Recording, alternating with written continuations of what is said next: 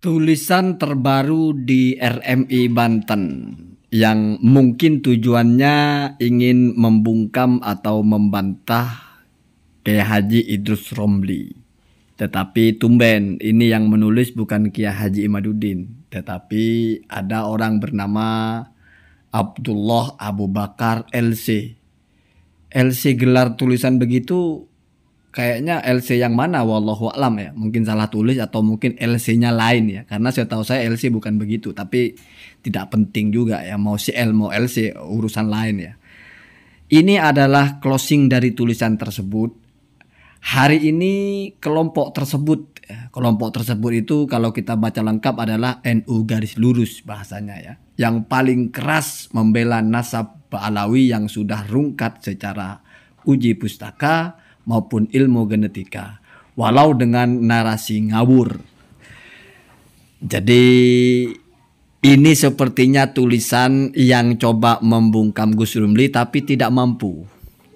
Sama dengan orang tenggelam, udah ngap-ngapan, nggak ada lagi yang bisa dipegang untuk menyelamatkan. Akhirnya jerami yang kering pun ada di sekitarnya dia pegang. Yang penting bisa selamat, walaupun tidak akan pernah selamat.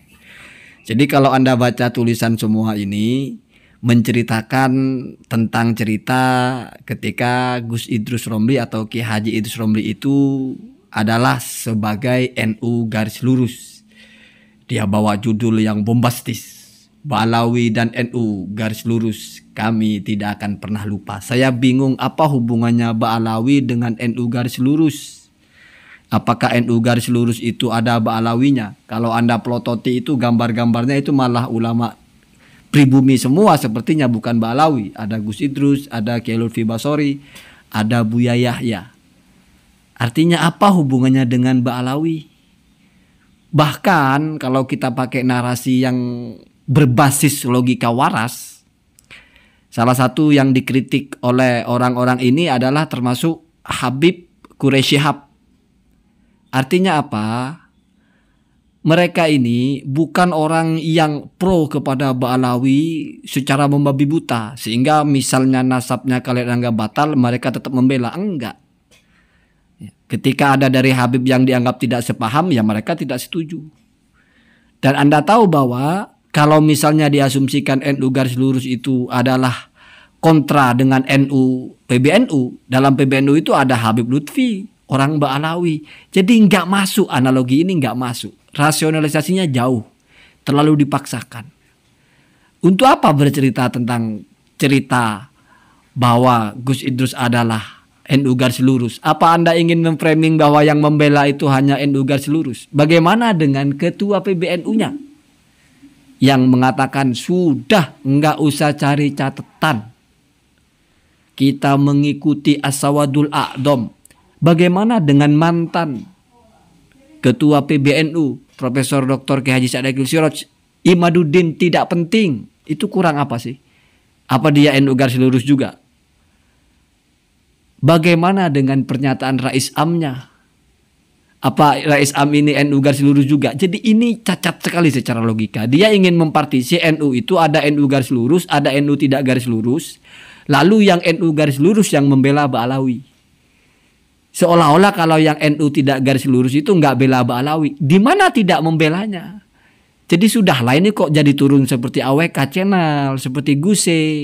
Konten-konten begini kok bisa diangkat di RMI. Framing-framing murah yang hanya akan diterima oleh orang-orang yang malas berpikir, malas menggunakan otaknya. Apa hubungannya NU garis lurus dengan nasab? Toh kenyataannya NU garis lurus pun tidak selalu pro dengan Ba'alawi. Artinya ketika bicara masalah nasab itu bukan membela kelompok, tapi bicara keilmuan. Baca kitab. Selama ini yang saya kira lumayan berusaha untuk membantahkan Gus Aziz Jazuli ya, dia bawa kitab ya, walaupun ya begitulah ya, dia baca kitabnya, dia pahami suka-suka dia sendiri ya, kira-kira kan begitu ya.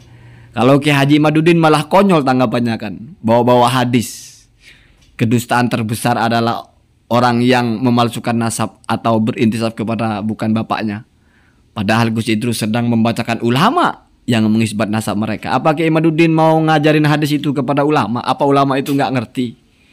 Inilah yang saya kira mungkin ketika menulis terlalu cepat-cepat, kejar tayang mungkin ya, sehingga tidak tahqiq sama sekali, mentah ya. Bahkan di sini ada narasi yang lucu ya. Di mukaddimah atau pengantar dari tulisan ini justru ada satu cerita yang saya kira blunder luar biasa ya. Mari kita tampilkan. Nah, coba perhatikan, inilah paragraf pertama atau pengantar dari tulisan ini. Persinggungan Ustadz Idrus Romli dengan Kiai Haji Said Agil Siraj berawal di tahun 2010. Masa itu Kiai Said Agil Siraj yang menjabat sebagai Ketua Umum PBNU diisukan sebagai orang Syiah. Maka dibukalah forum tabayun terhadapnya. Para kiai yang bergabung dalam forum Kiai Muda FKM Jawa Timur bertemu di Ponpes Bumi Sholawat Tulungagung Sidoarjo, asuhan Kiai Haji Ali Masyhur. Ustadz Idrus Romli termasuk dalam FKM itu. Ini Pak adalah cerita bagaimana kalau orang NU itu berseteru Pak. Jadi bertemu tabayun, nggak kabur-kaburan. Sekelas Ketua Umum PBNU saja itu siap Pak. Kalau ada orang yang tidak setuju dengan pendapatnya, siap bertabayun. Lah Kiai Imaduddin siapa Pak? Kenapa sebegitu susahnya gitu loh? Mau diajak berdebat ini 3 hari 3 malam. Berubah lagi alasannya. Harus dari Ba'alawi. Harus dari RA.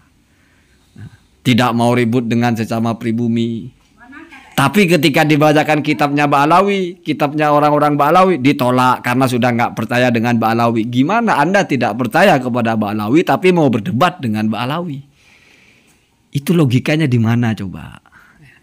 Setidaknya dengan bercerita ini orang bisa tahu siapa levelnya Kiai Haji Idrus Romli itu. Orang yang tidak pernah bermain-main dengan tulisan ya. Kecuali kenapa sekarang buat konten, karena mungkin tahu Kiai Imaduddin tidak akan pernah berani berdebat. Makanya ya begitu ya. Dan kita lihat Kiai Haji Imaduddin tidak pernah sehuruf pun menyatakan siap berdebat kalau dengan Gus Idrus ya. Sepertinya cuma nulis-nulis aja ya. Ya mungkin ngerti lah, wah kalau ini susah ya. Ya. Kan tahu kan, orang kan bisa ngelihat track recordnya bagaimana Gus Idrus itu kalau berdebat ya. Artinya justru dengan paragraf pertama ini ya ingatkan kepada Kiai Haji Imaduddin kalau mengaku sebagai NU. Sekarang kan kesana kesini bicara NU. Ya inilah tradisi orang NU. Kalau ada yang tidak sepaham, nggak keluar-keluar di luar Pak. Langsung bertemu, berdiskusi, berdialog. Ini enggak. Setiap ngisi acara monolog, bicara sendiri. Itu kan tidak mencerminkan bagaimana sikap Ketua Umum PBNU toh. Ada tabayun. Anda menuduh nasab orang palsu tapi tidak tabayun ke orangnya, tapi keluar-keluar di luar. Setelah diadakan forum 1001 alasan, macam-macam lah. Tidak mau ribut dengan pribumi, kan lucu. Ya. Apakah Ba'alawi itu bukan pribumi kalau ibunya mereka dari perempuan, dari orang sini? Sementara kalian ini kan yang mengusung bahwa nasab itu dari ayah dan ibu. Gimana ceritanya? Giliran mau meluruskan nasab, ibu dipakai diangkat-angkat. Giliran mau mengisbat orang pribumi, dihitung bapaknya. Oh, bukan orang Indonesia asli. Pak. Udahlah ya. Yes, walaupun saya tidak yakin akan menyerah, tapi jangan terlalu memalukan lah ya. Allahumma hadina hadasa.